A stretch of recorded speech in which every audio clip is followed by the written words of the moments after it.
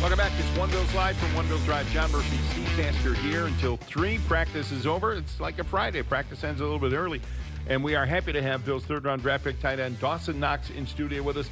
Welcome to the show, Dawson, and welcome back to the practice field this week. It's good to have you out there, huh? Well, thank you. It's definitely good to be back. Feels like it's been too long. Well, yeah, 3 weeks, I guess, about, right? You were on the Yeah, show? it was, exactly 3 weeks from when I first started practicing earlier this week. So I was telling Murph they had you jumped through some hoops to get back on the field. They've got a whole raft of people over there with their hands on you trying to get you healthy. Oh, it's the best training staff I've been a part of, and they got every machine possible you could think of to get it back feeling good, get it, strong enough to where I can start sprinting again and keeping my cardio up, doing stuff like the bike and everything. So when you first get back out there on Sunday, is there a little bit of hesitancy? Like, I'm not sure. I'm going to have to test this a little bit. First couple times you're sprinting downfield. I was a little hesitant just because I never had a hamstring issue, and I was just doing my normal thing. When I pulled it, didn't feel tight at all. It just kind of popped on me. So there was a little hesitancy, but the amount of work I put in with the trainer, strengthening it, and, jogging, kind of working up to that full speed gave me some confidence. What do you think about this week? Are you going to take some snaps? I mean, you said you're not really a pitch count. It's kind of a fluid situation of how much you play. Right, yeah, that's the plan. Felt great all week in practice. We're going to get they haven't given me an exact amount of snaps I'm going to get, but definitely planning on playing a little bit. Bill's tight end Dawson Knox in studio with us. You went to Carolina last week, obviously, right? And then, of course, you're at the home game, preseason game number 1. How tough was it to be on the sidelines when even some of your draft classmates are out there making plays? Tommy Sweeney making plays. Right. No, it was definitely frustrating, for me to just have to sit there and watch because, football's the thing I love the most, and going out there and doing it, on game days is what makes it all fun.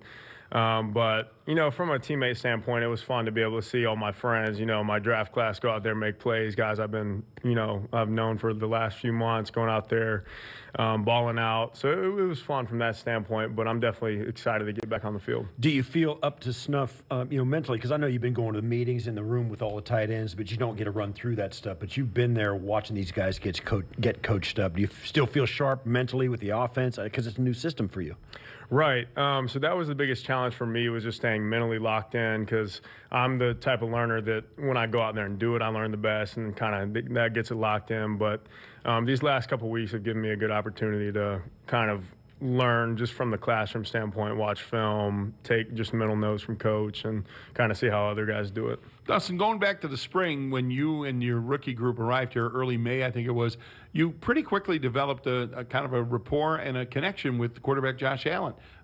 Did you lose some of that like this week? Were you able to pick up where you left off? Because it seemed like he was looking for you in the spring practices. I don't think I lost any of that, and thankfully I was able to develop that a little bit with Josh, and I've gotten kind of closer to him off the field too over these last couple weeks. So I feel like we're still right there, right in touch. Yeah, now, for this week, I mean, do you guys anticipate any kind of game plan? There's been a little bit different routine. This is a normal routine during the regular season. What's been the big difference for you?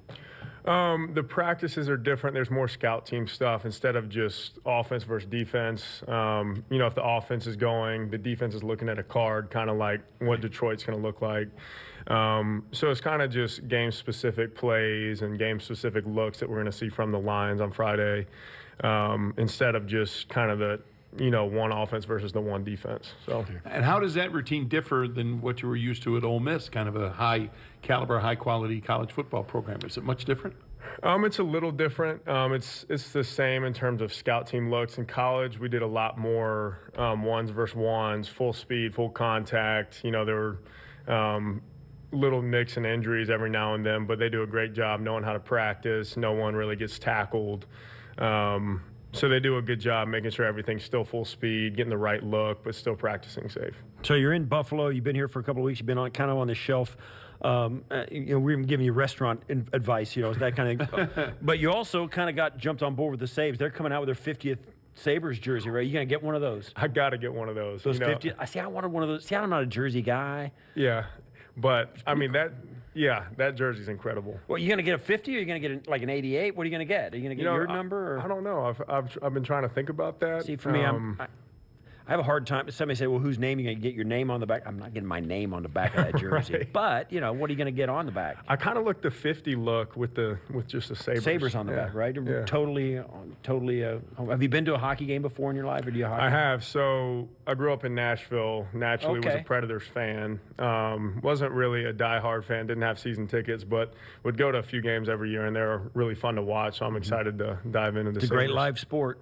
Oh yeah, it's. Right. I mean, it's some of the most fun I've ever had at sporting events. Yeah, it's good stuff. Well, I mean, so if you got to sport that for us when you come back on the show. I want to see the new jersey. As soon as I have it, I'll be wearing it. I want to see what it looks like, because if it looks good on you, then I'll think might about have to get it. one. Right, I'm going to get one and put it up. I'm not going to wear it though. I'm going to put it up. Back, no, I'm just going to put it up. Like I'll put it up on the wall or something. Okay. You know, right? Like I was part above of the mantle. Like I was part of the team, kind of thing. Right. So no, that's good. Yeah, I'm glad. So Friday before game.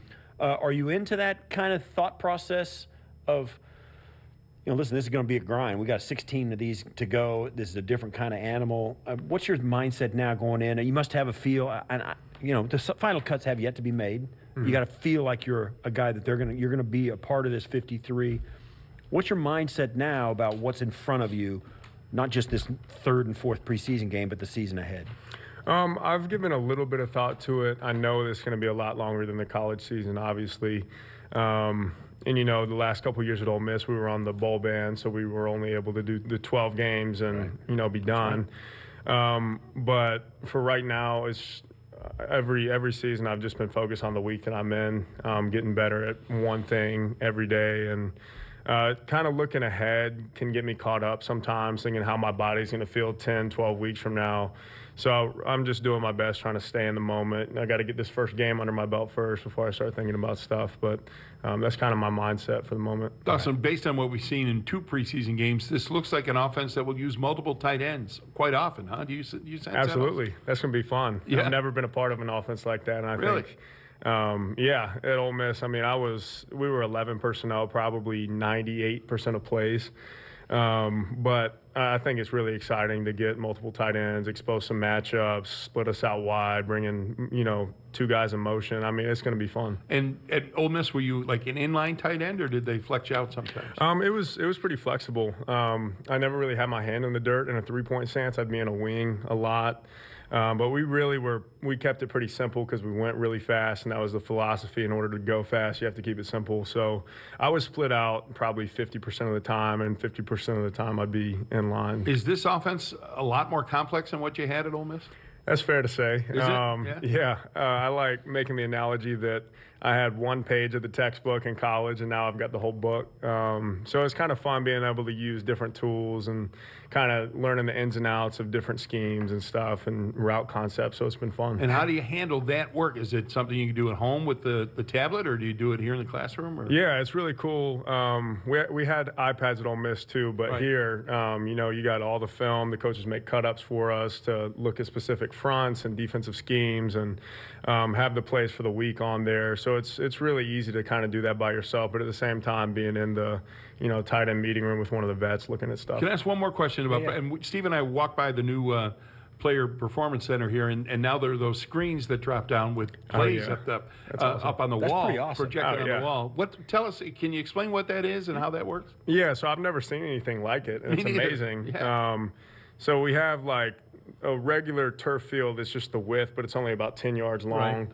And these big projector screens pull down, and it'll have our You play say up big there. projector screen. It's like 3 Massive theater-size projector screens side by side. Yeah, so I mean, it's, you know, 50 yards wide with 3 different screens, and we use it every day for the offense. Today, the skill guys just walked out to the field. Our play would be up on the screen with the play call.